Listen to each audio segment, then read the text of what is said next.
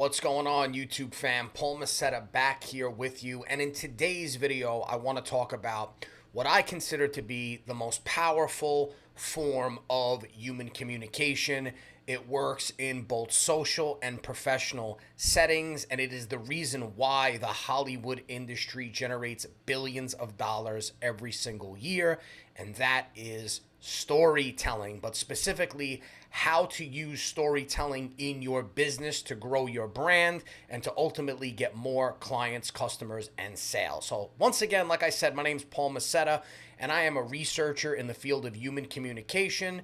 And so if you like learning about human communication, then go ahead and consider subscribing to the channel. So let's jump right into today's video, which again has to do with using storytelling to build your brand and ultimately to build your business. So one thing that I want to make abundantly clear before I jump into what I'm about to show you is that there is a big difference between Hollywood style stories and business stories. And a lot of people that I see teaching storytelling on the internet are telling people that they should be using Hollywood style stories in their business. And in my opinion, that is a fatal mistake. And it's a mistake for a multitude of reasons. So the first reason why this is an issue is because Hollywood stories and business stories are different. Hollywood stories are designed to entertain us, while business stories are designed to convert prospects into customers. Now, can you use a Hollywood style story to entertain someone and then ultimately convert them from a prospect to a customer? Absolutely.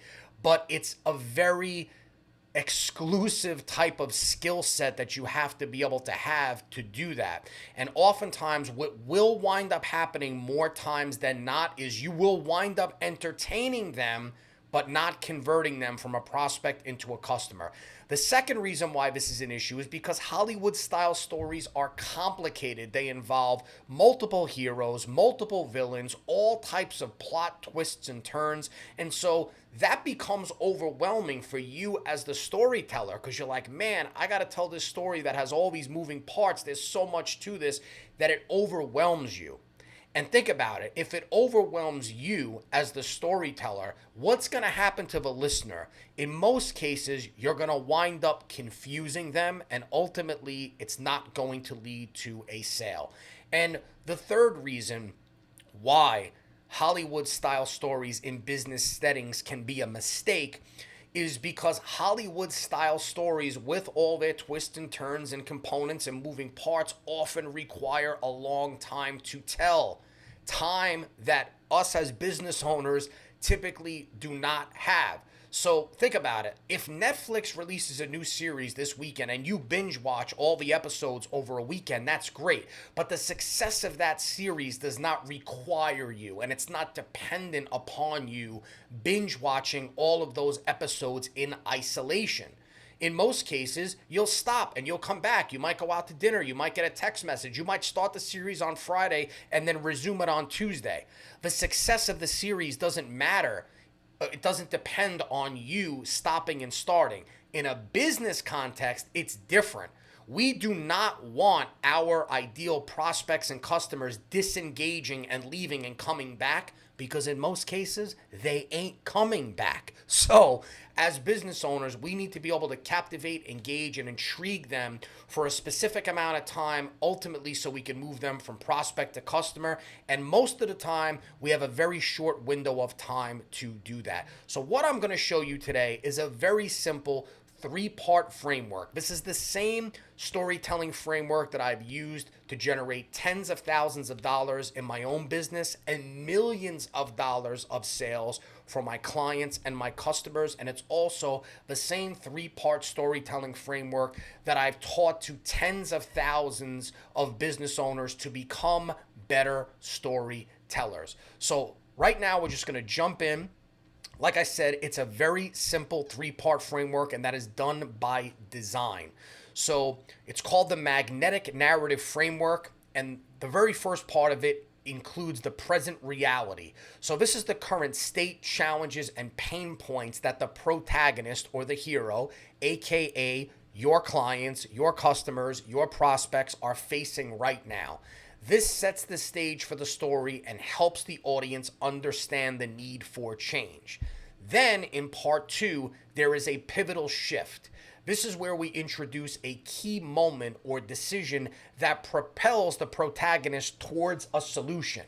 This is the turning point that sparks the transformation. And then in part three, there is a transformation. It is the transformed future.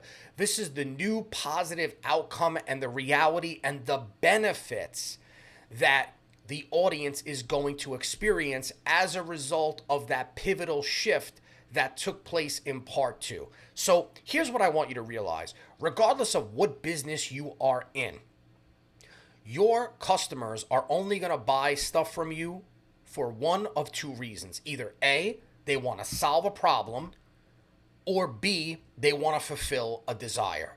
So, example of a problem, they have debilitating back pain and they can't get out of bed. Example of a problem, they have crippling anxiety that's stopping them from going outside. Example of a problem, they lost their job, they're broke, they're running out of money, and their house is about to be foreclosed on. An unfulfilled desire is similar to a problem, but it's not that serious. It's not as serious as the other things I described. So that could be that they just want to get better at the guitar, they want to learn a new language, or they want to improve their communication skills, right? So those are examples of unfulfilled desires.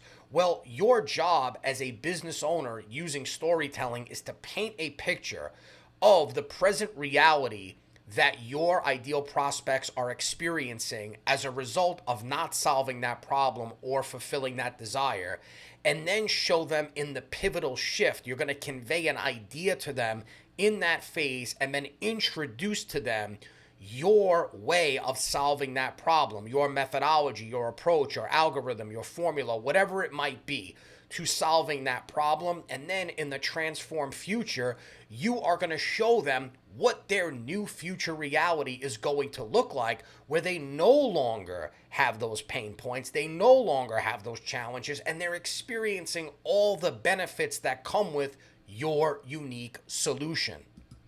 So remember when I said I like to start small and then expand? Well, that's exactly what we're going to do here. So when we start small with that simple three-part framework, that gives us the clarity that we need to convey the idea, but now we can expand on it. Now we can make it a little bit more sophisticated, and we do that using the Magnetic Narrative 8-part story structure. So here are the 8 parts. We have an introduction, we have a trigger event, we have rising action, a turning point, falling action, resolution, an idea, and then ultimately a conclusion. So if we notice, the introduction and the trigger event both take place in the present reality. The rising action, the turning point, and the falling action all take place during the pivotal shift. And then in the transformed future, we have the resolution, the idea, and the conclusion. So now I'm going to give you a real life example of this 8-part story structure in an actual story, in a true story that I tell in a lot of my marketing campaigns. In 2006, I thought my life was over. I was shocked, embarrassed, and wanted to hide under my bed. I just quit my full-time 6-figure-a-year job to become a copywriter, even though my wife told me I was crazy. And now I was beginning to realize maybe she was right. The reality of what a terrible mistake I made was beginning to set in. After finally landing my first dream client, they were ready to fire me and ask for their money back. They hired me to write a sales letter, and it wasn't generating any sales because people weren't reading the copy. I begged them for one more chance. I poured through every copybook and course I had, trying to figure out what I could do differently. One night, I was watching the movie The Departed, and the story completely sucked me in.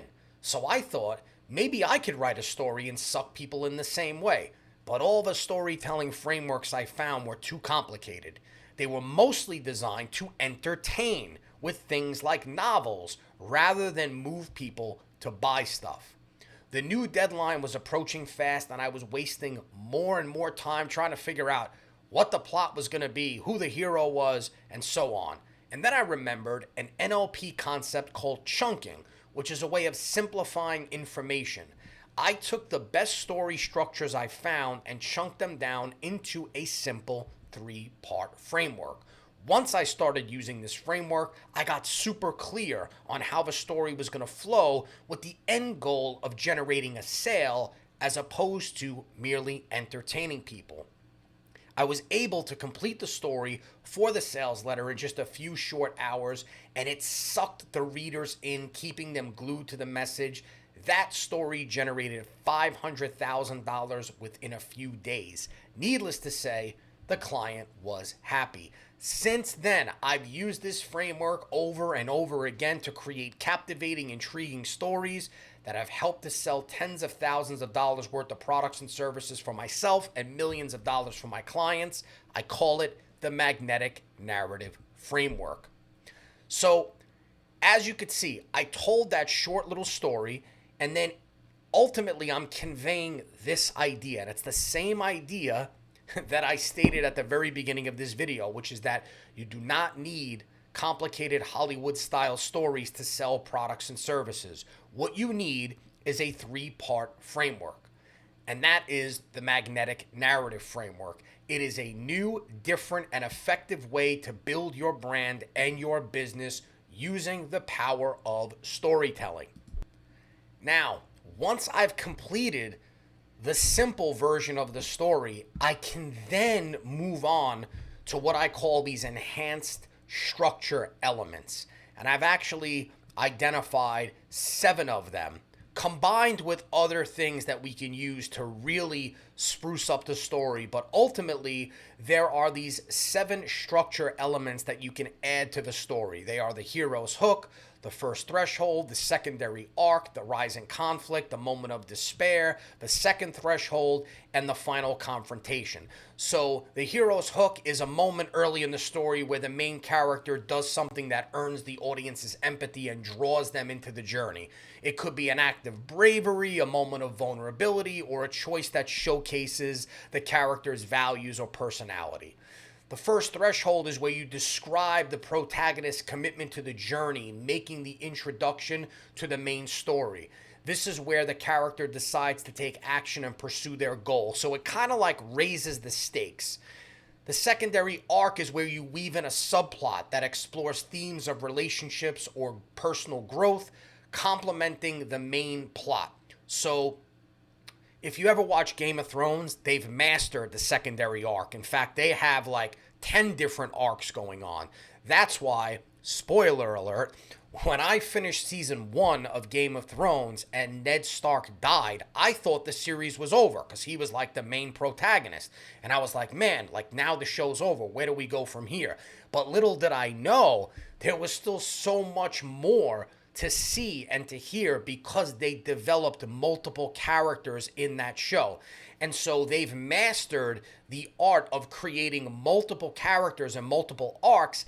That's how you're able to kill off so many main characters without killing the whole show, because now you still have other characters like Jon Snow and Ned's daughter, I forgot her name, but they developed all these other characters and storylines which enable the show to keep going even when the characters that you love get killed. But here's what I want you to realize, like circling back to what I said before, all of that stuff is great, but it introduces complexity. In fact, like I had to watch Game of Thrones 3 different times to really understand who was who and what was what, because there were so many different things going on.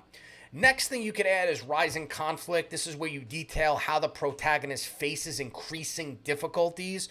So like, for example, if I told you a story that I was running and I fell on the floor and I felt like I was having a heart attack. Okay, so the conflict is the heart attack. But if I said I was running from a guy who was running after me with a gun and I fell on the floor and I felt like I was having a heart attack, well, now there's 2 levels of conflict because I'm having a heart attack, but I got a guy coming after me. If I said I was running, the guy was chasing me, he shot me in the leg, I fell on the floor and felt like I was having a heart attack. Now there's 3 levels of conflict because I got the heart attack, I got the guy coming, and I got the gunshot wound. if I said I was running from a guy and he shot me and he hit me in the leg and I fell down a manhole and then I felt like I was having a heart attack. Now I've added more conflict because now I got the gunshot wound, I got the heart attack, I got the guy coming, and I got to figure out how to get out of this manhole. So adding rising conflict is another way that you can spruce up the story. The moment of despair. This is where you could highlight the lowest point for the main character where it feels like all hope is lost. So if you remember in Rocky 3, when Mickey dies, that is a moment of despair. In fact, in Rocky 4, Apollo Creed dies, and that is also a moment of despair.